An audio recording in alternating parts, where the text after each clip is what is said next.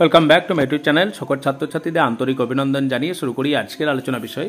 আজকের আলোচনা বিষয় তোমাদের থার্ড সেমিস্টারের অর্থাৎ এইচএসের থার্ড সেমিস্টারের একটি কবিতা অন্ধকার লেখা, সেই বিষয়টি নিয়ে। তো এই বিষয়টি জানার আগে তোমাদেরকে একটা কথা বলে রাখি যে তোমাদের এই জায়গা থেকে যেহেতু এমসিকিউ এসএকিউ অর্থাৎ শর্ট কোশ্চেন, শুধু এমসিকিউর প্যাটার্ন ছোট আর কি, সেই জন্য তোমাদের যে জিনিসগুলো জানতে হবে কবি পরিচিতি এবং প্রত্যেকটা লাইন টু লাইন, কারণ শর্ট বা এমসিকিউ বা তোমাদের যে ধরনের বিবর্তনমূলক প্রশ্নগুলো দেবে আর কি, 7 ধরনের টোটাল প্রশ্ন প্যাটার্নে যা দেখা যাচ্ছে তাতে এই শর্ট কোশ্চেনই 7 ধরনের এসে থাকে। সেই জন্য কমন পেতে গেলে তোমাদেরকে অবশ্যই কবিতা লাইন টু লাইন তোমাদেরকে পড়তে হবে। তো প্রথমেই অন্ধকার লেখাগুচ্ছ, এটির লেখক হচ্ছে শ্রীজাত। তো আমরা প্রথমে তার জীবনীটা একটুখানি জেনে নেব। শ্রীজাত, তার জন্ম 1975 সালে 21শে ডিসেম্বর কলকাতায় শ্রীজাত জন্ম হয়। শৈশব কেটেছে গড়িয়াহাটের কাছে কামডহরিতে। তার বাবা ছিলেন পেশায় সাংবাদিক, মা শ্রীলা বন্দ্যোপাধ্যায় শাস্ত্রীয় সঙ্গীত শিল্পী। স্বাভাবিকভাবেই শিল্পটা তার মনের মধ্যে কিন্তু ছিল। তার প্রথম কাব্যগ্রন্থ হচ্ছে শেষ চিঠি, যেটি প্রকাশিত হয়েছিল 1999 খ্রিস্টাব্দে। কেন আমি এগুলো বলছি তোমাদের, কারণ এইগুলো থেকেই শর্ট কোশ্চেন আসবে। তার জন্ম কোথায়, তার বাবা কি করতেন, তার মা কি করতেন, তার প্রথম প্রকাশিত কাব্যগ্রন্থের নাম কি, এগুলো প্রশ্ন আসবে। আচ্ছা, তারপরে যে প্রশ্নটা আরও এখান থেকে আসে তোমাদের জেনে রাখা উচিত এই বিষয়ে শ্রীজাত সম্পর্কে। 2004 সালে তিনি আনন্দ পুরস্কার পান উড়ন্ত সব জোকার কাব্যগ্রন্থের জন্য। 2014 সালে তিনি বাংলা একাডেমি পুরস্কার পান কর্কটক্রান্তি দেশ কাব্যগ্রন্থের জন্য। শ্রীজাতের লেখা অন্যতম কাব্যগ্রন্থগুলি হচ্ছে বর্ষামঙ্গল, অকাল বৈশাখী, কফির নামটি আইরিস, কম্বিনেসিয়া, ছাই রঙের গ্রাম, বান্ধবী গাছ, অন্ধকার লেখাগুচ্ছ, মুস্তাক হোসেন এর দরবারি ইত্যাদি। এইগুলো হচ্ছে খুব ইম্পর্টেন্ট। 2015 সালে তার কবিতা সংগ্রহ প্রথম খণ্ড এবং 2016 সালে কবিতা সংগ্রহ দ্বিতীয় খণ্ড প্রকাশিত হয়েছে। হ্যাঁ, তাছাড়াও অন্যান্য কিছু উপন্যাস তার রয়েছে, যেমন সালিমার সংঘাত, তারাই ভরা আকাশের নিচে, এগুলো উপন্যাস। এখান থেকে প্রশ্ন আসে যে শ্রীজাত লেখা একটি উপন্যাসের নাম লেখো। হ্যাঁ, এগুলো খুব ইম্পর্টেন্ট প্রশ্ন তোমাদের। তাছাড়াও তিনি বাংলার চলচ্চিত্র গীতিকার হিসাবে নিজের দক্ষতা তিনি দেখিয়েছেন। এগুলো খুবই কিন্তু ইম্পর্টেন্ট।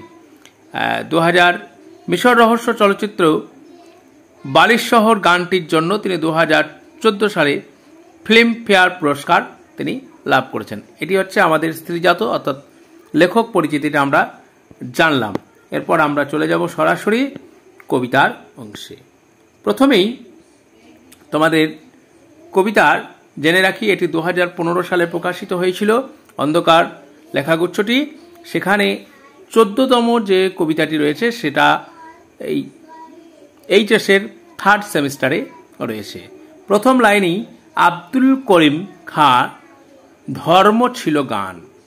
এখানে তোমাদের জানিয়ে রাখি, এখানে শিল্পপদের সঙ্গে ধর্ম কি এবং ধর্মের সঙ্গে বর্তমান যে ধর্ম, যেটা গোঁড়া ধর্ম, সেই ধর্মের সঙ্গে তিনি প্রাতিষ্ঠানিক ধর্ম বলেছেন এবং প্রকৃত ধর্মটা কি সেই জিনিসটাকে তোমাদের এই কবিতার মধ্যে ফুটিয়ে তুলেছেন।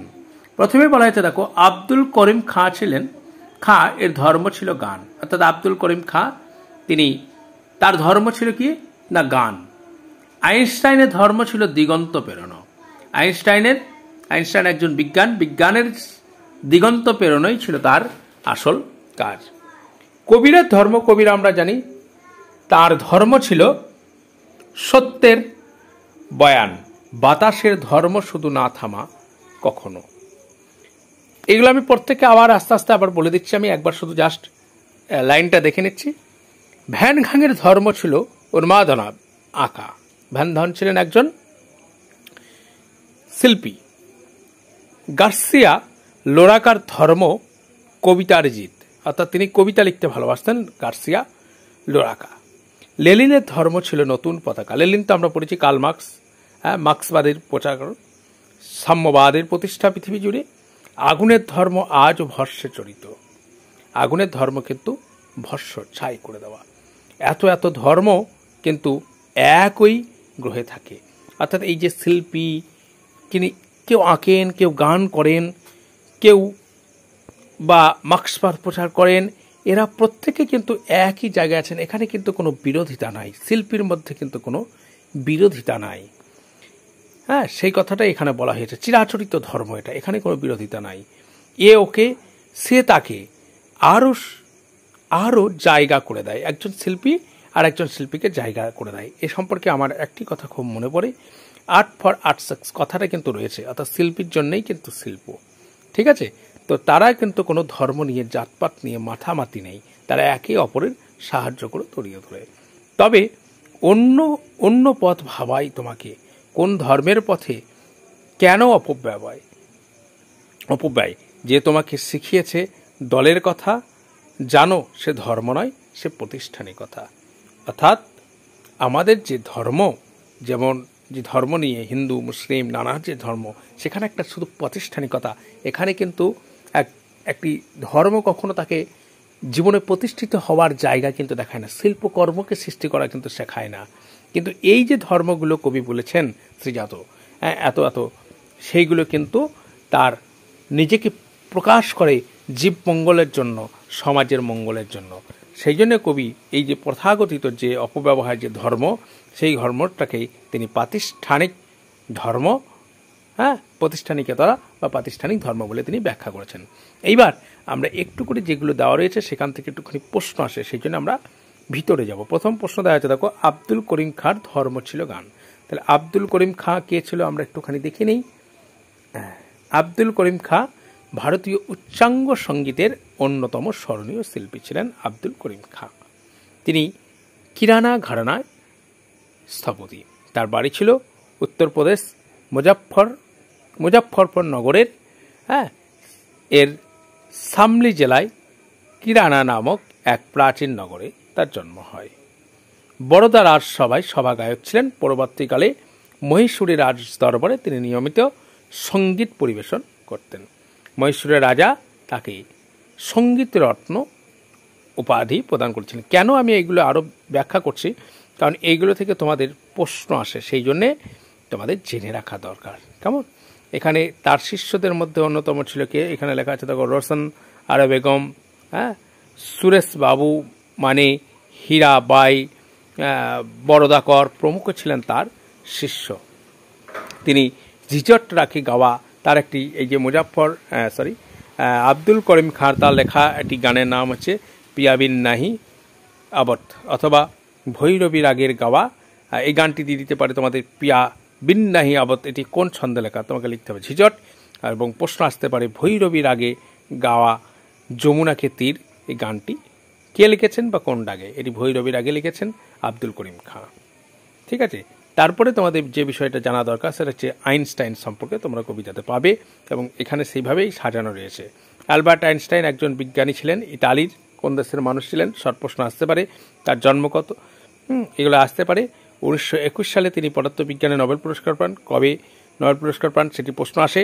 জাতিতে ইহুদি আইনস্টাইন হিটলারের শাসনকালীন নাৎসি জার্মানি ত্যাগ করে তিনি সুইজারল্যান্ডে আশ্রয় নিয়েছিলেন। পরবর্তীকালে সেই দেশে তিনি নাগরিকত্ব গ্রহণ করেন এবং পারমাণবিক অস্ত্রের বিপদ বিষয়ে সচেতন করেন তিনি। ঠিক আছে, তিনি বিখ্যাত দার্শনিক ব্রেটাল্ড রাসেলের, অর্থাৎ এক কথায় তোমরা যদি ব্রেটাল্ডের নাম মনে রাখতে পারো, রাসেল, যারা দর্শন নিয়ে পড়ছো তাদের তো ব্রেটাল্ড রাসেলের নাম মনে রাখতেই হবে।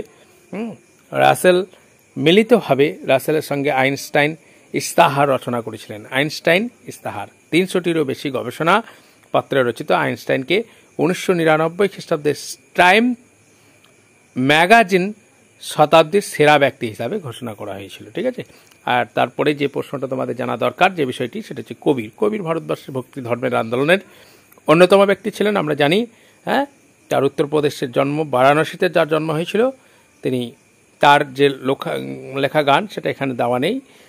শিখ ধর্ম প্রতিষ্ঠা করেছিলেন এবং সুফিয়া মরফিয়া চেতনার কাব্যের আদর্শ উপস্থিতি লক্ষ্য করা যায়। তার যে লিখিত ছোট ছোট গান সেগুলোকে দোহা বলা হতো, এটা এখানে দেওয়া নেই, তোমরা জেনে রেখো, তোমরা আগেও পড়েছো, আমি শুধু একবার স্মরণ করে দিলেন। এরপর ভ্যান ঘং ছিলেন ডাচ শিল্পী, হ্যাঁ, অর্থাৎ তিনি চিত্রশিল্পী, তিনি লেখালেখি করতেন। হ্যাঁ, আচ্ছা, তিনি এই ভ্যান ঘং সম্পর্কে আশ্চর্য ব্যাপার, আমার যেমন সুকান্ত, হ্যাঁ, অল্প দিন বেঁচেছিলেন, কিন্তু কবি সুকান্ত তার সাহিত্যকর্ম কিন্তু অপূর্ব। ডিরোজিও অল্প দিন বেঁচেছিলেন, সেরকম ভ্যান ঘংও মাত্র 37 বছর বেঁচেছিলেন। তার কর্মজীবনের সময়সীমা 1 দশক, মানে 10 বছর। সংক্ষিপ্ত সময়ে তিনি 2100টির শিল্পকর্ম তৈরি করেছিলেন, তার মধ্যে 860টি ছিল তৈলচিত্র। তার উল্লেখযোগ্য কয়েকটি গ্রন্থের নাম এগুলো আসতে পারে, মানে চিত্রশিল্পী, যেমন রাতের ক্যাফে, লাল দ্রাক্ষাক্ষেত্র, গমক্ষেত, প্রতিকৃতি প্রভৃতি, এগুলো ইম্পর্টেন্ট শিল্পকর্ম। এবং একটা খবর এখানে পরিষ্কারভাবে দেখা আছে, 1990 সালে 27 জুলাই ভ্যান ঘং নিজের গুলিতে নিজেই বিদ্ধ হন এবং 29 জুলাই তার প্রয়াত হন। একদম টিকাগুলো আমি খুব সুন্দরভাবে তোমাদের জন্য পরপর সাজিয়ে রেখেছি, যাতে পড়ার সঙ্গে সঙ্গে তোমাদের এগুলো খুব বুঝতে পারো। হ্যাঁ, তো এরপর আছে গার্সিয়া লোরেকা, স্প্যানিশ সাহিত্যিক। কোন দেশের সাহিত্যিক ছিলেন? স্প্যানিশ সাহিত্যিক। এইটা পড়লে তোমাদের আর কোনো শর্ট কোশ্চেন আমি এইটুকু বলতে পারি তোমাদের বাদ যাবে না, ঠিক আছে। এই লোরকার জন্ম হয়েছিল 1899 খ্রিস্টাব্দে 5ই জুন গ্রানাডার নিকটবর্তী আন্দালুসিয়ায়। তার প্রথম যৌবনে মাদ্রিদে অবস্থানকালে তার কবির প্রতিভা যথার্থ বিকাশ ঘটে। যেগুলো খুব ইম্পর্টেন্ট আমি সেগুলোই তার বলছি। 1928 সালে প্রকাশিত জিপসি গাথা তার খ্যাতির শীর্ষে তুলে দেয়। অর্থাৎ এখান থেকে প্রশ্ন আসে, জিপসি গাথা গ্রন্থটি কার লেখা? নিউ ইয়র্কে অবস্থা করে তিনি লেখেন নিউ ইয়র্ক কবিতাটি। একাকিত্ব, সেখানে তিনি দেখিয়েছেন একাকিত্ব এবং নাগরিক যন্ত্রণা, পুঁজিবাতির প্রতি ঘনিতা। আগের যে সিলেবাসটা ছিল সেখানে নগর জীবনের উপর ভিত্তি করে প্রচুর কবিতা ছিল, মহুয়া দেশ ছিল। হ্যাঁ, এই কবিতাটা তোমাদের সেরকম অর্থ হয়তো দেয়নি, কিন্তু মহুয়া দেশ আগের যে সিলেবাস ছিল সেখানে নগর জীবনের ওপরে বিরাট একটা কবিতা, কিন্তু সবুজের প্রয়োজন, এইগুলো খুব প্রকাশ করা হয়েছিল। যাই হোক, সেইগুলো বিষয়কে লক্ষ্য করেই তোমাদেরকে সিলেবাসগুলো দেওয়া হয়। 1936 সালে স্পেনের গৃহযুদ্ধ শুরু হলে লোরাকার রাষ্ট্রশক্তির চক্ষুশূল হয়ে ওঠে, অর্থাৎ তার যে লেখা, হ্যাঁ, এবং সেই জন্য তাকে বাড়ি থেকে তুলে নিয়ে গিয়ে তাকে হত্যা করা হয় এবং তার মৃতদেহের কোনো সন্ধান পাওয়া যায় না। লেনিন তো আমরা জানি মার্ক্সবাদের প্রতিষ্ঠা প্রচার করেছিলেন। 1917 খ্রিস্টাব্দে অক্টোবর মাসে বিপ্লবের বলশেভিক দলে তিনি প্রধান নেতা ছিলেন, তোমরাও জানো, শুরু মনে পাড়িয়ে দিলাম। তিনি সমাজতান্ত্রিক প্রতিষ্ঠা করেছিলেন এবং মার্ক্সবাদের প্রায়োগিক ব্যাখ্যা ছিলেন লেনিন, ঠিক আছে। পৃথিবীর শ্রমজীবী মানুষের মুক্তির পথে অন্যতম দিশারি হিসাবে লেনিনকে স্বীকৃতি দেওয়া হয়েছিল। এগুলো তোমাদেরকে একবার বলে দিলাম। এবার কবিতাটা বুঝতে তোমাদের খুব সুবিধা হবে, দেখবে। হ্যাঁ, কবিতাটা আগে তাহলে আব্দুল করিম কে ছিল বোঝা গেল, তিনি ধর্মে ছিল গান। তাহলে কার ধর্ম ছিল গান? আব্দুল করিমের। আইনস্টাইনের ধর্ম দিগন্তপ্রেরণ মানে যেখানে শেষ, সেখান থেকে তিনি আরও দূরে ধর্মের বিষয় নিয়ে। কবিরের ধর্ম ছিল কি? সত্যবান। কবি ছিলেন একজন ধর্ম প্রচারক, তার ধর্ম ছিল শিখ ধর্ম। তিনি তার লেখা গ্রন্থগুলির নাম দোয়া। বাতাসে ধর্ম শুধু না থামা, কখনো বাতাসের ধর্ম না থামা, বাতাসকে কেউ থামাইতে পারবে না, বাতাস থেমে গেলে মানুষ মারা যাবে। ভ্যান ঘংয়ের ধর্ম ছিল উন্মাদনা। ভ্যান ঘং কে ছিলেন লিখলেন? তিনি আঁকা। তার ছবির সংখ্যা ছিল 2100টি, 860টি তৈলচিত্র, আর বাকিগুলো ছিল অন্যান্য। 10 বছর করেছিলেন, তার নিজের গুলিতে নিজে বিদ্ধ হয়েছিলেন।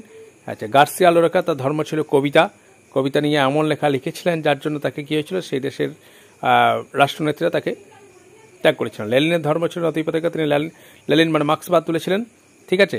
তা মার্ক্সবাদের ধর্ম ছিল সমাজের সম্যতা বজায় রাখা, সৎ ধর্মের সমানতা বজায় রাখার চেষ্টা করেছিলেন। আগুনের ধর্ম আজও ভস্মাচরিত। আগুনের কাজই হচ্ছে কিন্তু পুড়িয়ে ছাই তৈরি করে দেওয়া, আগুনের ধর্মই এতে। এত যে ধর্ম কিন্তু একই গ্রহ থাকে, এগুলো সবই পৃথিবী, কিন্তু এখানে কিন্তু কোনো কি নেই, বিভেদ নেই। হ্যাঁ, কিন্তু বিভেদটা কোথায়? কবির কথায়। একে ওকে এরা কি করে? এরা সবাই কিন্তু সহযোগিতা করে। আর রাষ্ট্রগীতে এক্ষেত্রে একটা কথা বলা অবশ্যই, এই যে সাহিত্যকর্ম এগুলো আসে কোথায়? Social is the mirror of society, ঠিক আছে।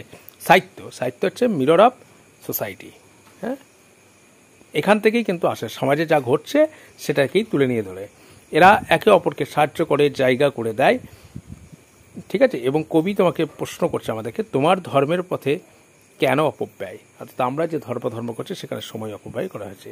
যে তোমাকে শিখিয়েছে দখলের কথা, জেনে রাখো সে ধর্ম নয়, প্রতিষ্ঠানিকতা। অর্থাৎ এটা দখলের কথা শেখা, সেটা কোনোদিন ধর্ম নয়। এই ছিল তোমাদের টোটাল কবিতা বিশ্লেষণ, এবং এখান থেকেই এমসিকিউ এইগুলো থেকেই আসবে লাইন টু লাইন।